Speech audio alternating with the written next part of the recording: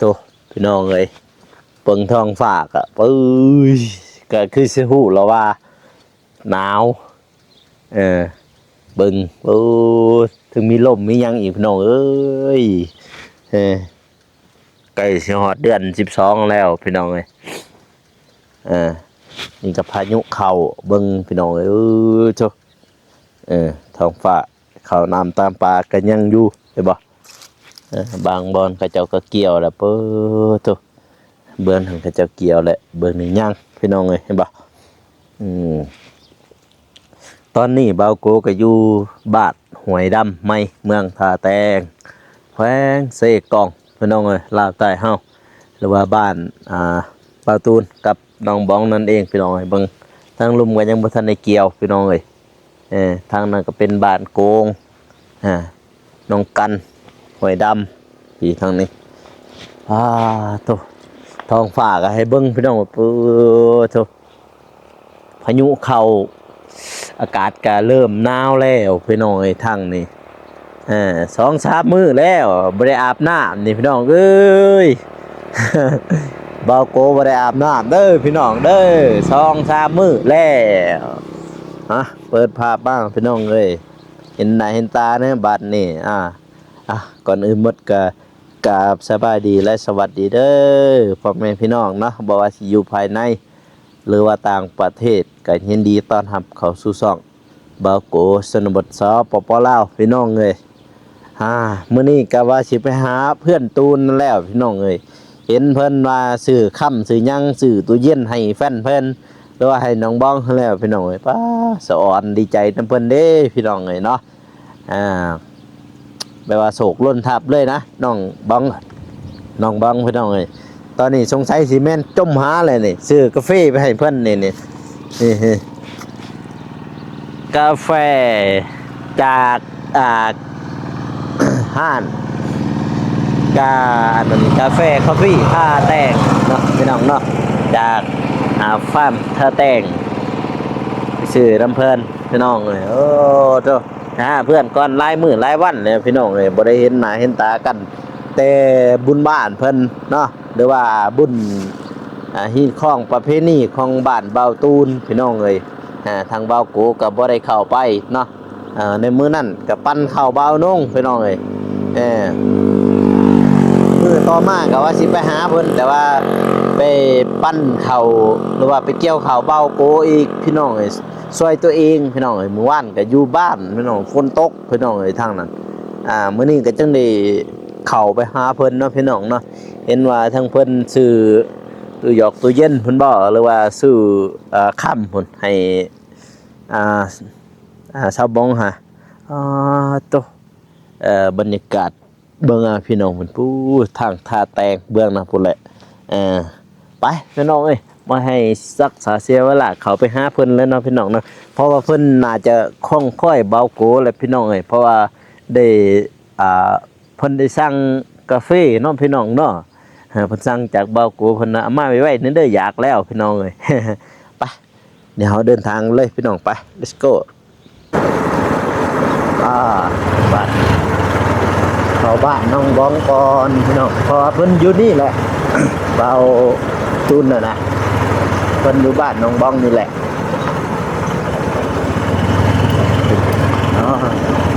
เบิ่งท้องฟ้าก็ฮู้พี่น้องเอ้ยว่าพายุเข้าตั้งแต่วันที่6-5-9คนเลยพายุนี่ก็ได้เขาตลอดทั้งลาวใต้นี่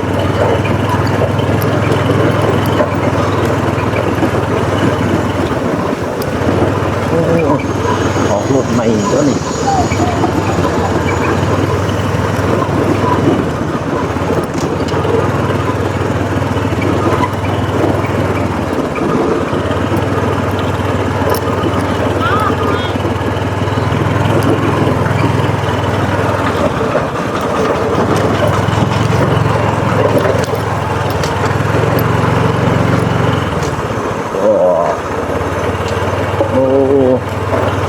กาแฟเฮ้ย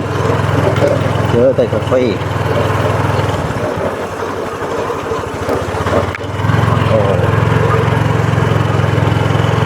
เจอแต่กาแฟ หอดปาดหอดไส้แล้วน้องเลยอึ๊บ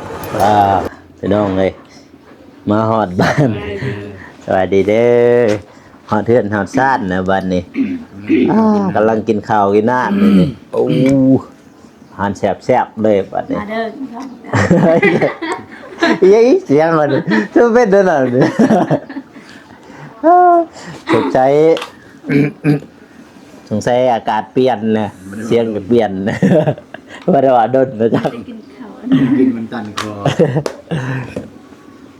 แบบว่าคงกินมันค่าข้อนอกเนาะเอาไหมมันนี่ มาเด้อกินข้าวกันเด้อ เลยได้ยังกินมันนี่ ประตูนกินแล้วอิ่มแล้ว ข้าวพี่น้องนะ พอดีมาตอนอิ่มเลย ตอนนี้ตอนแล้วเนาะ เลย ข ขอบคุณนี่หลายเด้อบอกกูที่ซื้อบุลาติโนมาให้กิน เอิ้นไหมดู บุลาติโน บุลาติโน ด้วย ประตูเอิ้นบุลาติโนพี่น้องแกะออกมาหั่นสงสัยมันเบิดอะสิเปิดให้จะเบิ่ง บุลาติโน นี่บ่บุลาติโน ด้วยบุลาติโน โอ้ยเปิดมาแต่ไสบุลาติโน เอ้าบุลาติโนบ่เคยได้ยินบ่บุลาติโน บ่แม่น ร้านที่ตั้งอยู่ถนนเลขที่16บ้านคุณประยุนเมืองท่าแกงเมืองเซกกองเนาะอยู่ท่าแตงฟาร์มรีสอร์ทก็คือจากที่บอตูนเคยเฮ็ดงานตะกี้แต่ก่อนนั่นแหละ เขาได้ไปเอิ้นให้ไปฟังหน่อยเฮ้ยบุลาติโนอายกันเลยคาปูชิโน่เฮิ่น นั่นแหละบุลาติโน บุลาติโนได้มาแต่ไส ตั้งเองว่ะ ตั้งเองเลยบุลาติโน บุลาติโนเขาเอิ้นคาปูชิโน่จะไปสั่งอยู่ห้านเขาบ่ฮู้เด้ โอ้โหบอตูนสร้างในตะกี้นำพนักงานอยู่หันมาแต่ว่า บอกว่าบ่แม่น บุลาติโนแน่ บ่แม่นพนักงานอยู่หั่นนะสมมุติจะไปอีสังเคินคนอื่นว่า บ่อนอื่นสมมุติห้านอีสังอยู่ปั๊มน้ำมันเด้ไปเกินอีสังเนี่ยปตทหั่น ทอ แล้วอยู่ Amazon จะไปเอิ้นนั่นมันบ่มีหรอกเขาว่าจักงงจ้อยติบ่ละติ เอาบุลาติโนจอกหนึง แถวฝรั่งก็ยังว่าใครแน่เด้แต่ว่าแบบเป็นฝรั่งเขาก็สิเข้าใจพี่น้องเอ้ยอากาศก็เริ่มหนาวเลยเด้อพี่น้องเอ้ยทางนี่หนาวเลยเริ่มเพราะว่าพายุเขาพี่น้องเอ้ยทางนี่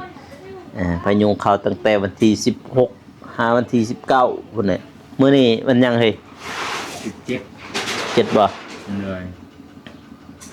วันที่17มื้อนี้หากก็ครับเมื่อวานนี่พายุเขาเมื่อวานฝนตกเบิดมื้อ วันนี้ก็ตกเบดมือเลย ทางบ้านเบ้าโกฝนตกเบิดมื้อนอนวานนี่แต่ว่ามื้อนี้ก็ถือว่าใครแน่หน่อยหนึงฮะยังมีแดดมีหยังแน่แดดก็น้อยนะน้อยนักแดดคือเห็นว่าพากันไปตลาดไปเฮ็ดหยังเฮ้ย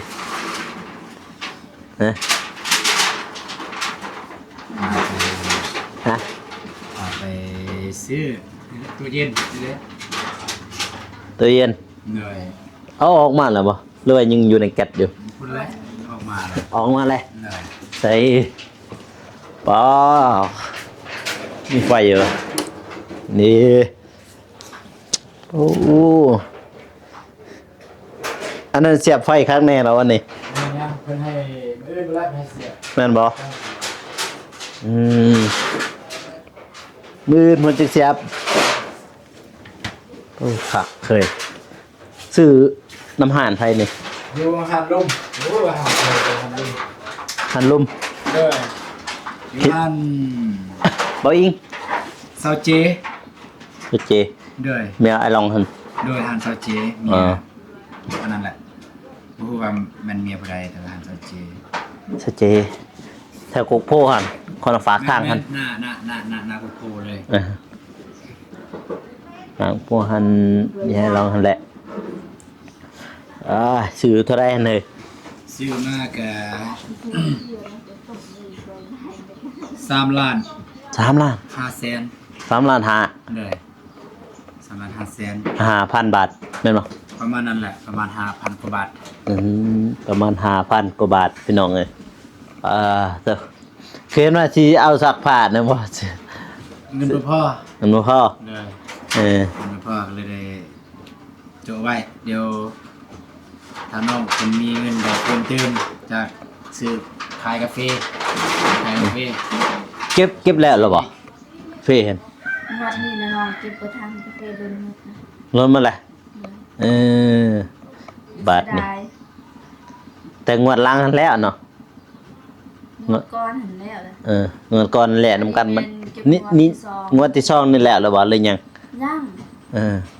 กาแฟบ่ตูนได้เข้าใจได้เฮ้ย บ่ตูนวะยัง ยัง เลยมันแล้ว น้องบอกคือบ่เอาแบบน้องอบอนไปเก็บแบบนั้นให้ชาวหนุ่มเขาไปเก็บชาวหนุ่มหรือว่ากองร้อนนั่นดีเลยแบบนั้นแหละ น้องนี่น้องก็จองคิวแล้ว จองล่ะ โดยแต่ว่าคนมันหลายน้องก็เลยเป็นคิวสุดท้าย คิวสุดท้ายเพิ่น คิวสุดท้ายมีประมาณอีก5 ครอบครัวแล้วก็ที่6นี่แม่นน้องแต่ไปนั่นก็ต้องได้พักอีก2 มื้อแล้วก็ไป2 มื้อพักอีก2 มื้อ คือเข้าหั่นบ่พักอีก2มื้อบัดนี้ทางบาตูนนั่นมันสิบ่ล้นหมดบ่ซ้ำซาวเจ้าสิบ่ล้นไปหมดบ่ เบิดของ มอง มองเก่าหั่นบ่ คิวน้องนี่ก็บ่ฮู้บางทีก็สวัสดคิวน้องบางทีกาแฟก็โดนหมดแล้ว ซ้ำซาสิฮอดเจ้าพยัน เพราะว่าฝนตกเด้ พายุเข้าซ้ำแต่นี่ฮะวันที่19บ่เลยที่20นี่แหละพายุเข้าก็เห็นเขาว่า แต่วันที่16วันที่19นี่ก็17 18 19มื้อน่าจะทันอยู่วันที่20ปลายพุ่นน่ะทางกาแฟบาตูนนี่เขาใส่ได้งวดที่1แล้วบ่ได้หยัง แล้ว งวดที่1จังได๋ แล้วรางวัลที่หนึ่งแล้วจะโดนแหละ แม่นซั่นบ่ แล้วจะโดนหัว คือตอนเฮาเก็บตอนนั้นก็ยังเนาะ อันนั้นเป็นหมวดยัง หมวดหนึ่ง หมวดที่หนึ่ง เลยหมดแม่งนี่เก็บนี่หมดสอง แม่นแม่นเหรอ โอ้กูไปทับจางหมดสอง ก็บอตูนจางบอตูนหมดเนาะ เจ็ดเยอะ หมดเนาะ โหดแท้นี่ท่านนะจักแม่นหรือบ่แม่นบ่ใหญ่เงินบ่ใหญ่ท่าน จางบอกูเนี่ยโลละแสน บ่กล้าเอาดอกโลละแสน นายคู1 ล้าน1 ล้าน5วันนะ1,50,000 โหดแท้เนาะ เนี่ย แต่ว่าเฟบาตูนี่งวดที่2แล้วนะพัน โดยงวดที่สอง แต่ว่าบ่มีไผเก็บมีแต่น้องกับแม่ มีแต่แม่น้องกับบ่ทัน บ่ทัน เลย บาตูนนี่น่ะก็บ่เก็บซอยเฮ้ย ก็ได้เก็บเล็กน้อย อืม แต่บ่ได้อัปเดตอีหยังดอกไปหน่อย เก็บทีละกก2 กกบ่ได้อัปเดตตอนเก็บ ได้บ่คนหนึง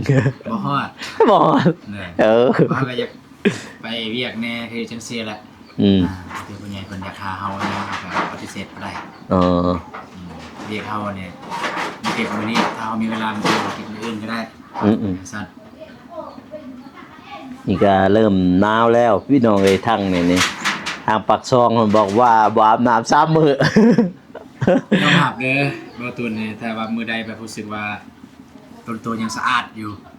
แบบบ่ได้ไปทางใดนะแบบ อยู่เฮือนนอน แบบอยู่เฮือน บ่ต้องอาบ บ่อาบตะกี้เดี๋ยวนี้นี่คือเฮาได้ออกมาจังซี่ต้องได้อาบตะกี้นี่หนาวแล้วเฮาอยู่เฮือนบ่ได้ไปไสเลยเฮ็ดงาน ตะกี้นอนอยู่เฮือนซื่อๆนี่แต่อยู่บ่อนซื่อๆนี่น้ำนี่บ่ติดได้ ตื่นมามันจะล้างตีนล้างหน้าทุกแขวน อน นอนคุมสัว เฮ้ยบอกว่าไฟดอกพี่น้องเอ้ย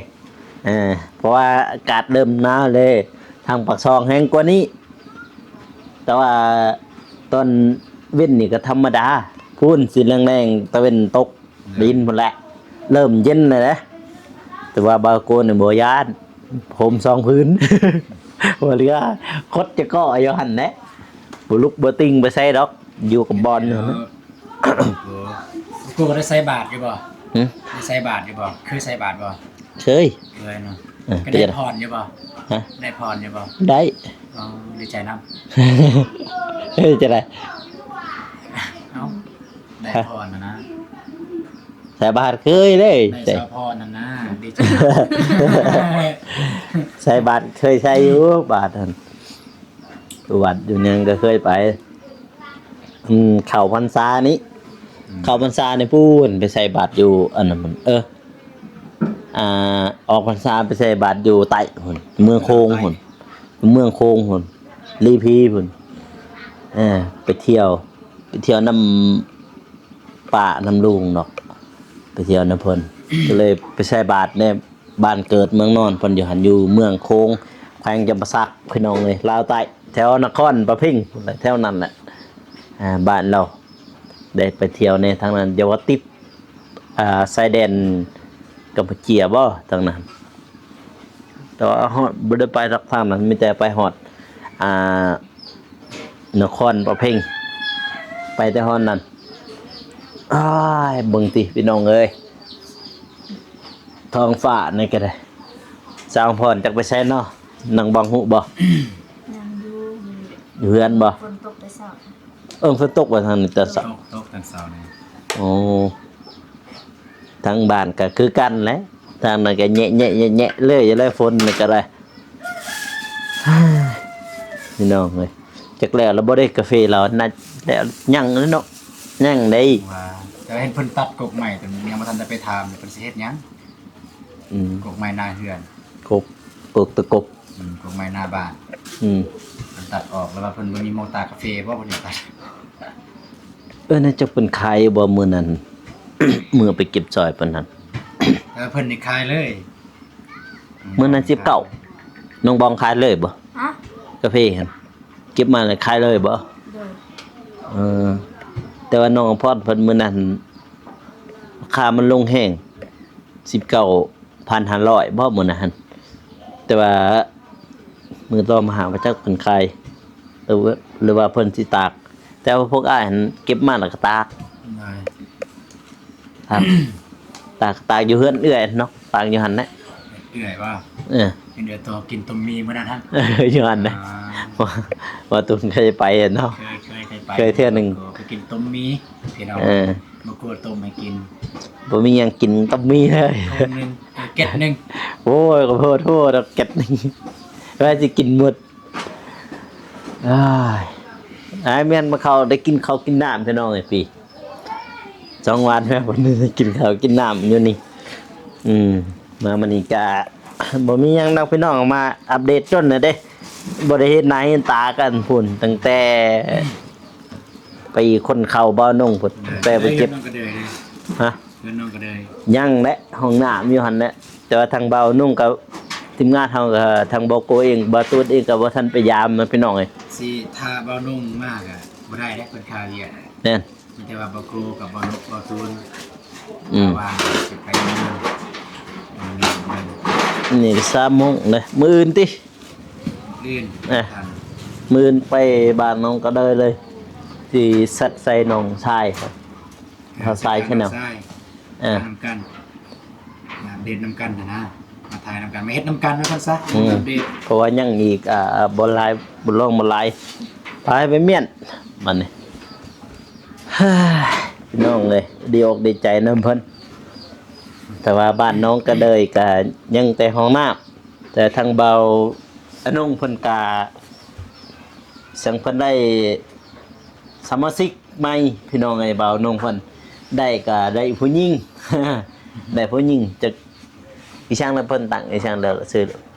ลืม โบ นะ จื้อนะซื้อลูกกัน ฮะว่าบ่จะอีหยังแหละเบิ่งกันเห็นเพิ่นตั้งสู่ลูกเพิ่นเพราะว่าได้สมาชิกใหม่ถ้าว่าทั้งครอบครัวน้องสาวล่ะหั่นน้องสาวหลาบ่าวน้องก็เกิดอุบัติเหตุซ้ำนี่ แม่นบ่ เอ้ยนี่เช่นเพิ่นว่าเห็นเพิ่นลงคลิปดอกน้องสาวหลาเพิ่นเกิดอุบัติเหตุแต่ว่าทางบ่าวน้องเองก็ได้สมาชิกใหม่ซ้ำ แล้วท่านได้ไปแสดงความยินดีสิ ชื่อน้องเอวาเนี่ยพี่น้องเอ้ยเห็นเพิ่นลงแต่ว่าทั้งบาวโกก็ตั้งแต่มือปั้นเขาหั่นแหละคืนมื้อนั้นแหละตัวลูกเพิ่นอีช่างเมียเพิ่นคลอดลูกแต่มื้อนั้นแหละ3 โมงว่าเพิ่นน่ะ3 โมง 30ตัวเองเห็นเพิ่นลงสตอรี่อ้าวดีอกดีใจนำเพิ่นเด้ได้สมาชิกใหม่ตัวเองอ้าวเกิดแล้วบ่ตัวเองแชทใส่เพิ่นว่าเกิดแล้วผู้หญิงเพิ่นน่ะดีอกดีใจพี่น้องเอ้ยเนาะ เลย แต่มื้อนี้ก็ยังบ่ทันเข้าไปหาเรา เพราะว่ามื้อวานก็มื้อซื่นก็ไปปั้นข้าวตัวเองไปเกี่ยวข้าวบ่ตัวเองพี่น้องมื้อวานก็อยู่บ้านเนาะพ่อแม่เราเฮ็ดชังเลยอีชังว่าก็เอิ้นวะมันลืมบ่จักดอกทางอันนี้นี่ก็เอิ้นก็เอาที่แกบเขามันรีบมันออก แต่ว่าเขาเม็ดยังปีนี้ได้น้อยสุดแล้วปีนี้เขาได้แต่30เดี๋ยวบ่30ประมาณนั้นแล้วก็มื้อนี้จังมาหาบ่าวตูนเพิ่นพี่น้องเอ้ยมาเห็นว่าไปตลาดไปซื้อตู้เย็นแล้วว่าตู้แช่ได้ เป็นตู้แช่ ตู้เย็นเนาะ งานตู้เย็นกับตู้เย็นตู้แช่ตู้แช่ ตู้เย็นกับตู้เย็นเนาะ ตู้เย็นตู้แช่กับตู้แช่ ตู้เย็นตู้แช่ต่างกันเนาะ ต่างไหน บัดอยู่3 ล้านบ่เฮ้ย 3 ล้านกว่า 3 ล้านกว่า5,800 บาทประมาณนั้น 3 ล้านกว่าพุ่นเด้แต่ว่าบ่ทันได้ซุมไฟติ ยัง มื้ออื่นก็ให้ มื้ออื่นเพิ่นแหละเพิ่นให้สุกเพิ่นให้เสียบไฟมื้ออื่นเพราะว่าเอาย้ายไปย้ายมามันเครื่องจักรอยู่ในมันเกินแล้วมันติ้งมันนิ่งมันติ้ง เราบ่อยากให้เสียบเลยมื้ออื่นเสียบ เพิ่นรับประกันอยู่บ่ล่ะ รับประกัน12 เดือน 12 เดือน เลย 1 ปี 1 ปี รับประกัน1 ปีถ้าเพ่เพิ่นแปลงเองบ่ ถ้าเพเฮาบ่ฮู้สาเหตุเพิ่นก็รับผิดชอบเราก็เปลี่ยนคืนถ้าเพเฮาเฮ็ดเองตกแตกนี่ก็บ่ได้แล้ว เราเพิ่นรับผิดชอบเบิ่งได้ไหมพี่น้องป้าตู้เย็นเพิ่นนี่ของแท้แล้วเด้นี่ป้าซีซั่นดีเลยโอ้มีแนวแช่น้ำก่อนเคยบอนแช่น้ำก่อนนี่สบายเลยวันนี้เอ้ามันคือสอดคักอยู่พี่บอนแช่น้ำผลิตน้ำก่อนน่ะมีใบยังเฮ้ยไม่ทำประกันบ่คู่มือการใส่งานตู้เย็น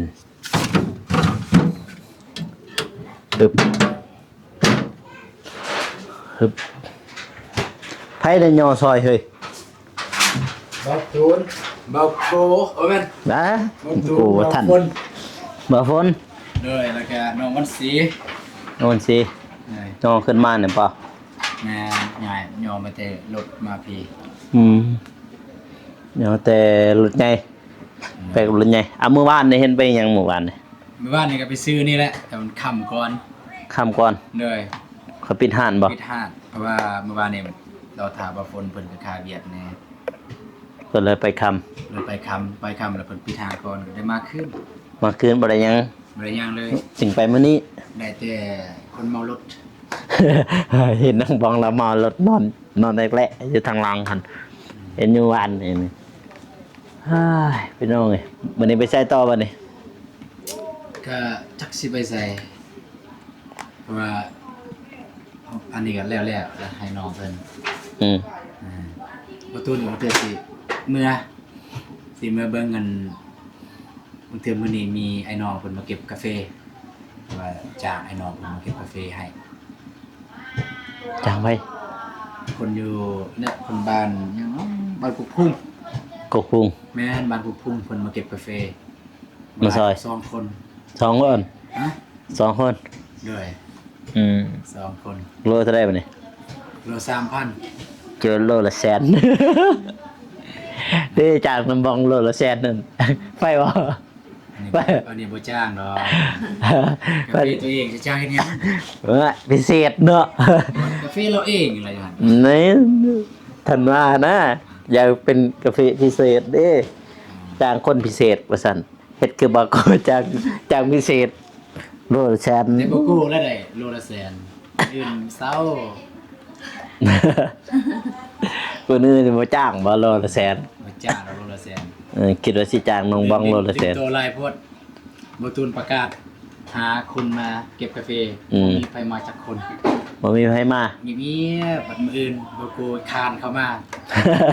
บ่ตูนเอ้ย จ้างให้เฮาแน่มีเงินเติมน้ำมันรถ บ่ได้ซื้อนั่นเด้อีฉันเป๊ปซี่น้ำหวานในหนองอภรเพิ่นมื้อนั้นแต่ว่าก็มื้อนั้นก็ บ่ได้มื้อนั้นไปเลย ไปเลยมื้อนั้น นอนพรเลย มื้อนั้นแหละไปเลยแล้วไปกับน้องชาย กับน้องชาย2คน ไปเก็บซอยเพิ่นเกือบบ่ทันติเก็บเข้ามือ เพราะว่าเขามาบ้านน้องก็เดยก่อน ไปอันนั้นเด้อีช่างน่ะเบิ่งข้างหน้าเพิ่นนั่นแหละมื้อนี้ก็ค่ำแล้วพี่น้องก็3:00 นนี่เข้าไปก็จะไปเฮ็ดหยังแต่ปูนเพิ่นเด้ปูนเพิ่นก็ยังอยู่เนาะต่อไปแม่นว่าโบกมือนั่นมือทำอิฐลงคลิปจะได้เป็นเหลือง ตัวไหน อยู่เอื้อนน้องกระเดยนั่นแหละมือน้องมือน้องกระเดยเราไปอยู่หั่นนี่นี่บ่ทันได้แกะอยู่เลยติดเหลืองเมื่อเจอน้องชายมือทำอิฐทำอ่อนเด้ บางคนน่ะติดแดง หึ ไล่คลิปติดแดง ติดแดง เด้อ เป็นหยัง มื้อนั้นนั่นมากับน้องบองแต่บ้านนั่นแวะไปซื้อของกินอยู่ห้างนั้นเด็กน้อยปะโต อืม เด็กน้อยปะโตน้องบองจับกล่องบัดลงคลิปอ้าวติดแดงถึกลบแล้วคลิปก็ได้เข้าไปแก้อีกเข้าไปตัดออกแล้วก็ลงใหม่คลิปนั้น นั่นเนาะ อืมแล้วก็ตอนนั้นก็มีอีกตอนจักเทื่อละแดงนี่ ซอง สอง เหนื่อย เฮ็ดยา มันกำหนดจะเกลือ สาม 3บ่เซ็ต อืม บัดนี้เพิ่นปิดดนๆบ่ ครั้งที่หนึ่งประมาณเท่าใด2ทิศบ่หรือว่าทิศที่ปลายครั้งที่2เดือนหนึงครั้งที่3แม่นว่า3 เดือนครั้งที่4นี่ไปเลย2อันปิ้วเลย เร็วเลยว่ะ ปิ้วเลยแล้วบ่มีแล้วคืออีจังมือตัวสร้างอันนั้นเด้มือตัวสร้างกิบแบบนั้นแหละคนหาบ่เห็นดอกหายไปเลยแล้ว2อัน เสียดายเดิคันหายซองนี่ก็เสียดายเลย ของบอโกนยังอีกครั้งหนึงครั้งสุดท้าย ครั้งสุดท้ายเดี๋ยวนี้นี่แหละเสีย บัดนี้ละเอียดบัดนี้เวลาถ่ายอย่างละเอียดแล้วบัดนี้ ครั้งสุดท้ายแต่บาโกนคันทึกนี่ส่องบาโกนนี้เลยบ่มีซื้อแบบบอก ซองเทื่อนมาบ่ตูนแต่ ช่องเทื่อมันบ่ทันอันนั้นติมันบ่ทันได้แจ้งติแม่นว่ามันบ่ทันได้แจ้งมาติ แจ้งอะไร แจ้งว่าให้หยุดโดยยังลงคลิปได้อยู่ตอนนั้นถ้าว่ามัน ลงได้อยู่คืนนี้ ถ้ามันลงมันแจ้งมาแล้วตัวบ่มีสิทธิ์ลงมันสิกักไว้โลดอันนั้น ซอ ช่าง งเทื่อรวมเป็น3 แต่ว่ามันบ่ทันอันนั้นติ 3เทื่อละติดแดงติดแดงนี่คือ มันติดแดงแต่ว่ามันบ่ทันได้ส่งข้อความมาหา ยัง แสดงว่าตัวยังแก้ทัน แก้ได้วิธีแก้ เอาตัวยังลบยังอันนั้นออกได้เด้ แก้คลิปตัวนั้นออกเนาะ แก้คลิปตัวนั้นออกถ้าว่ามันประมวลคนละ2 มื้อ 3 มื้อหั่นน่ะมันเห็นแบบนั้นหั่นมันสิส่งข้อความมาหาโลดมันสิปิดช่องทิศหนึงบ่หรือว่าอันนั้น2ทิศ เสร็จบัดนี้พี่น้องเอ้ย ครั้งที่หนึ่งหั่นตามที่จื้อเลยในครั้งที่หนึ่งประมาณทิศหนึงมันสิปิดลงคลิปบ่ได้แต่สิลงเป็นแต่2-3ห้องครั้งที่2นี่ประมาณ2ทิศครั้งที่3เนี่ยประมาณ1 เดือนบ่ 2-3ห้องก็บ่มี2ประตูเนี่ยเสร็จบัดนี้ ช่องอันนั้นเด้เฮ้ยอันบ่นี่ตัวนั้นแหละสำคัญที่สุดเฮ็ด YouTube นี่ระเบียบกฎระเบียบของ YouTube ตอนนั้นแหละละเมิดชุมชนให้เฮ็ดเจ้า หนึ่งนี่ตัวเด็กน้อยหั่นแหละ เด็กน้อยปลาโต เออ เด็กน้อยปลาโตทรงเถื่อเนี่ยตอนมาแต่บ้านหรือน้องบองจับกล้องถ่ายไปหาน้องอำพรไปให้ปลาทูหัน เออ มีคนปะเด็กน้อยปลาโตนำออกมาน้องพร บ่ น้ บ่ องพร บ่คอยคู่เป็นหยังวะอันอยู่ในเฮือนน้องอำพรแต่ว่าเด็กน้อยพวกนั้นเฮามาเทื่อใดก็ปะตัวเทื่อนคอยไปเทื่อใดกับปะตัวเทื่อนั้นคอยระยะ ตี เออ โอ้บ่ได้ซื้อมาให้น้อง นั่นอยู่ น้องของน้องพรนี่หันแม่นบ่ หลาน หลาน เนาะเห็นเทื่อใดกับปะตัวเอ้าเฮาระยะย่านส่องไปเด้อส่องไปว้าวุ่นแต่นี่ค่อยกรอกช่องสำห้องค่อยเอาบัญชีต่างเอาอีชังเอ็กเชนต่างเลยใช่เราเฮ็ดเอ็กเชนต่างถ้าว่ากรอกน้ำกันนั่นไปน้ำกันนะแต่ว่าย่ามมันเสียครับบ่ได้เห็นเลยได้บ่ได้เห็นแล้วแหละบ่ฮู้จักแล้วบ่กูมันยังบ่ฮู้เลยแหละโอ้มันยังไดก็มาซื้อกาแฟบ่ผู้แม่นบ่ก็มาซื้อ ซื้อกาแฟบ่แม่นเนาะ แม่นแน่ รถวงหันวงดนตรี บ้าร ถยกหันรถยก รถยกฮู้แล้วว่ารถยกหั่นเข้ามาหยังเข้ามาซื้อกาแฟ บ่แม่นซื้อกาแฟมีปูนอยู่ในสมปูน เจ็ดเอื้อนน้องอำพรมาจัก เขาเห็นเฮาน้องพรบ่จัก เนาะ เจพรแน่บัดนี้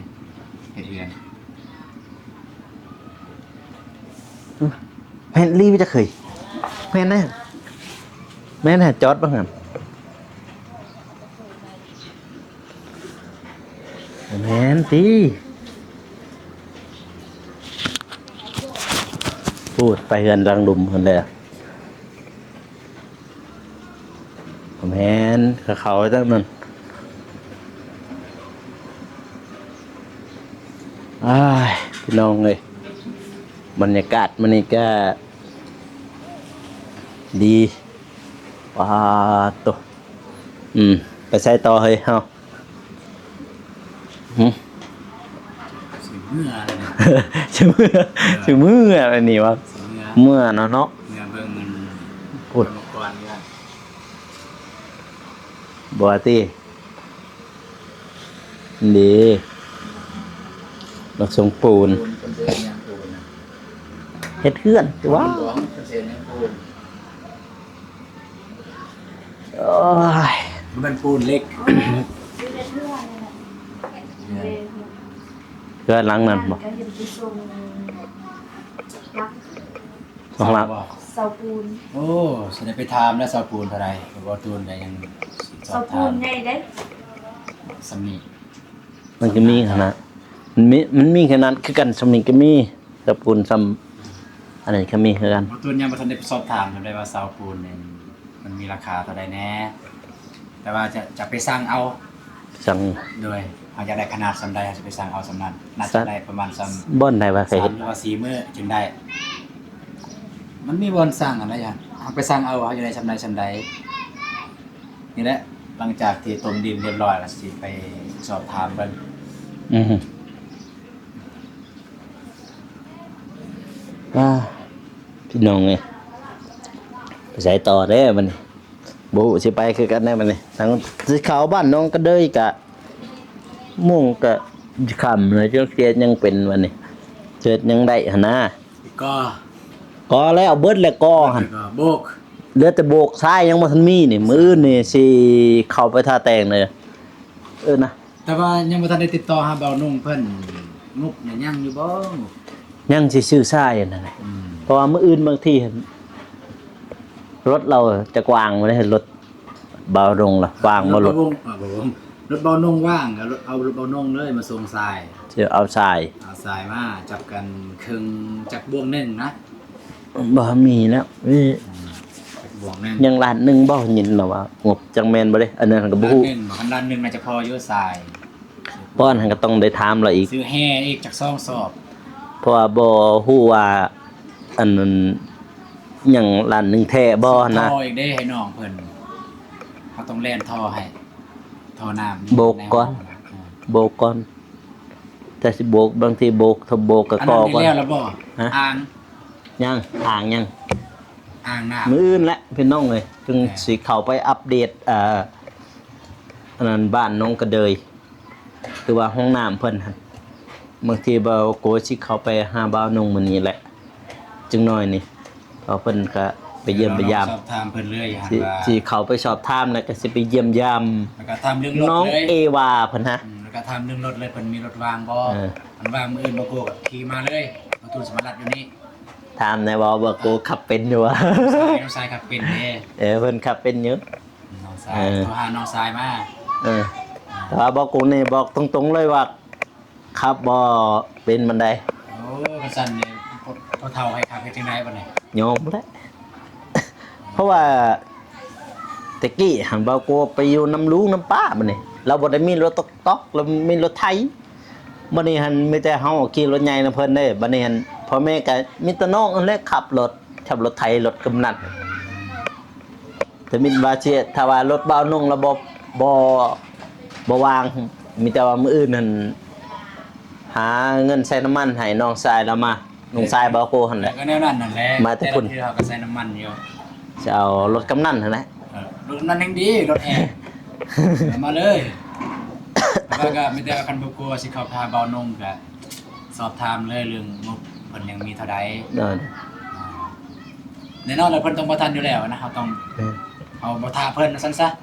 แม่นนะ ตัว บ่ ใด ทา เฮ็ด นะ เอาให้ไปก่อนเลยคันท่าเพิ่นก็บางทีสิบ่แล้วไอ้ต้นน้องก็เลยเพิ่นอยากใส่ห้องน้ำ เนาะบ่าวโกก็บ่มีหยังได้บัดนี้เฮ้ยจะได้จบคลิปได้บัดนี้ เข้าใจแล้ว มาเยี่ยมยามซื่อๆพี่น้องมาเยี่ยมยามสองคนเพิ่นนั่นแหละเพราะว่าไล่มื้อไล่วันนะหรือว่า FC เพิ่นก็ถามมื้อนั้นเป็นหยังบ่ตูนจึงบ่ลงคลิปเฮ้ยเป็นหยังเฮ้ยบ่ลงคลิปเฮ้ย เอาแจ้งแล้วได้ในคลิป แจ้งทางนี้เอ้าเป็นหยังมื้อนั้นคือจะบ่ลงคลิปฮะ มื้อนั้นก็แบบคาเวียก็คือเพิ่นเฮ็ดบุญบ้านบุญประเพ เออ ณีมาสุดท้ายก็มันมีเสียงเพลงเสียงอย่างลายอะนะ เออ เสียงเด็ดอย่างบ่เป็น เด้อ เสียงเพลงมันติดลิขสิทธิ์มันซองมากก็หลายคนเพิ่นกินเหล้ากินเบียร์ซุ่มแซว แน่ เราก็บ่อยากถ่ายภาพบ่อยากงามปานใดอะนะ เด้อ เลยดีกว่า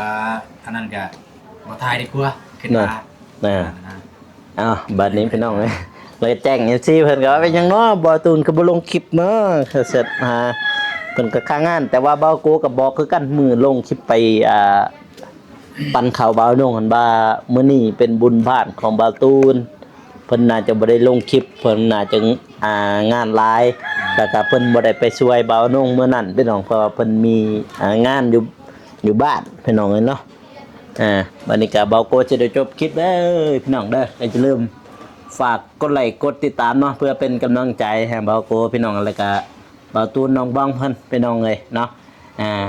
แล้วเจอกัน EP หน้าหรือว่าคลิปหน้าพี่น้องเอ้ยสำหรับคลิปนี้ขอกล่าวเข้ามาสบายดีพี่น้องเอ้ย สบายดี แล้วเจอกัน EP หน้าเด้อบ๊ายบา